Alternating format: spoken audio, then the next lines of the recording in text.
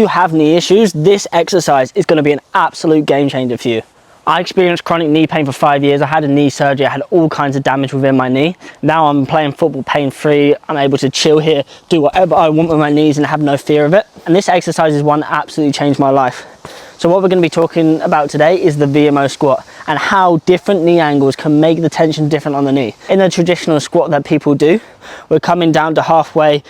We're not really going our knees over our toes, and this is a lot on the glutes, a lot on the hips. So what we want to do instead, if we want to directly target the knee, is two things. One, go to a full range of motion. If we're going to a full range of motion in a squat, this is already using more of the knee than it was when we were just going to a half range of motion. The second is adding a slant. So on the VMO squat, our heels are super elevated on the slant. Our knees are pushing forward first, and then we're going down into it, and our torso is trying to stay as vertical as possible, and there's going to be way more pressure on the knee joint than it is on the hips. If we're back here, even with a slant, this is less pressure on the knee. The further our knee goes over our toe, the more pressure is going to be on there, and the stronger we can build the knee.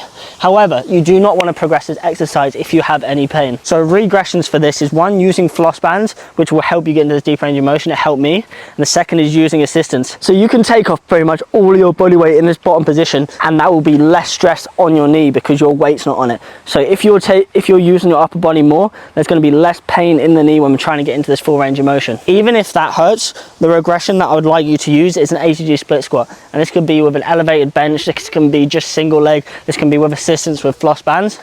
We've found that because the knee goes less over the toe on this and we're using leg by leg, if we progress this in the height down over time, we're then able to get into a normal squat and then a VMO squat. You'll see that people coming off knee surgery 7, 8, 9 months want to use their hips because they're scared of using their knee. If you look at videos of Neymar right now, 11 months post-surgery, he's not using his knee in any of the clips. He's using his hips when he's jumping side to side. So using the slant and keeping the torso vertical is going to teach people to actually load that knee joint again and get it stronger and not feel afraid of using it. So the progressions are from assisted to just body weight to dumbbell in front to barbell in front. At the same time, the form has to be perfect the entire time. The point of this exercise is to directly strengthen the knee. It's going to be so much more tension on the connective tissue with inside the knee. The ATG squat is not bad, where we have our heels less elevated and we're going to a full range of motion, our knees are further back. I still use this one as well. The VMO squat is more directly for the knee joint strength.